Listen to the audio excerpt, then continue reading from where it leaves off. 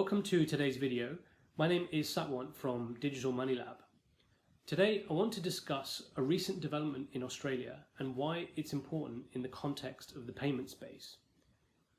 Last week on the 24th of October 2019, the House of Representatives in Australia passed the Cash Ban Bill, which will make it illegal to conduct any cash transactions over $10,000. And this will happen around February 2020 onward.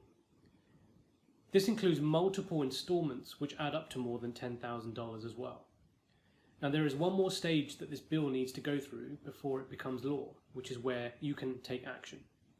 Australia is trying to follow countries like Italy and Spain to try and introduce draconian legislation in the name of reducing the black economy, which includes people engaging in crime, fraud, and tax evasion as a few examples.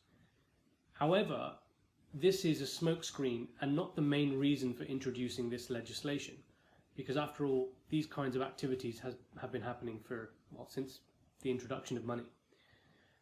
The main reason that this bill has been introduced is so that negative interest rates can be imposed on people who have savings in the bank during the next recession. This is important to the government because interest rates are already near zero and the Reserve Bank of Australia has nowhere to go but negative in the next downturn. Banks and the government know that if interest rates go negative, people will naturally want to take their money out of the bank and hold it as cash. This is exactly what happened in Japan when their interest rates went to zero, and they have remained there for over a decade. The government in Australia wants to prepare for this kind of situation in advance by not giving people the cash withdrawal option in future. The problem with the cash ban bill is that once it is passed, the government can, at any time, extend the legislation to include cryptocurrencies such as Bitcoin.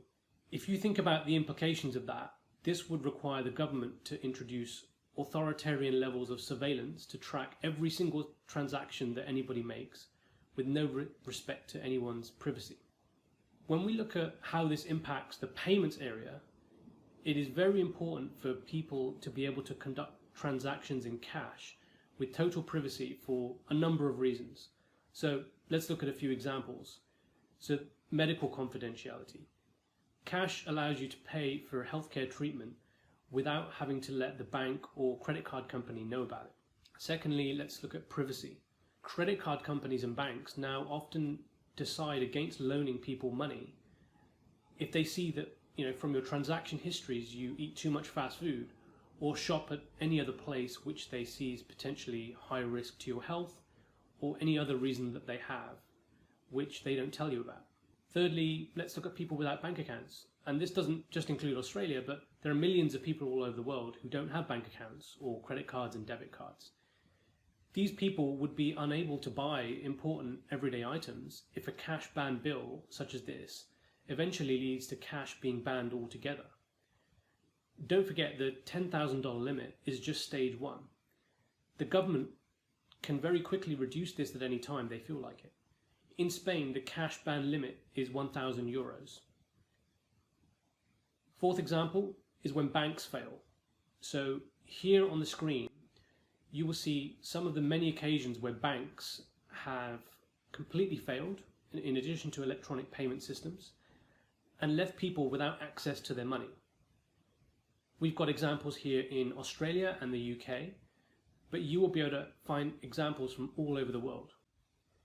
If people need to pay rent, buy food, or purchase important medicines for themselves or family members, this causes huge disruption and risk, especially when it comes to healthcare and medicine, as an example.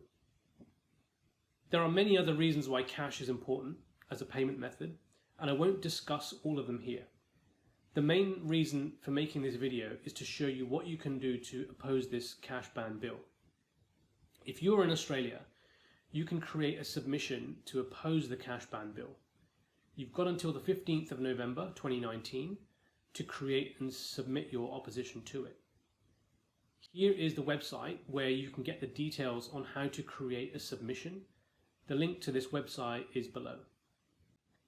In addition, I have also provided links to excellent videos below where Martin North from Digital Finance Analytics, John Adams from Adams Economics, and Robbie Barwick from the Citizens Electoral Council discuss the background on this bill and provide further details on the next steps that you can take. And once again, don't forget that submissions close on the 15th of November 2019 if you're in Australia. Thanks for watching this video. I hope you found that information to be useful. If you want to accept payments faster and increase sales in your company, please go to my website digitalmoneylab.com, where you can book a free 15-minute online consultation. I'd be very happy to discuss your current payment situation and recommend the next steps to make it easier for your customers to buy from you. You can alternatively fill out the Contact Us form and I can get back to you from there. All of the website and social media links are coming up next. And once again, thanks for watching, and I'll see you in the next video.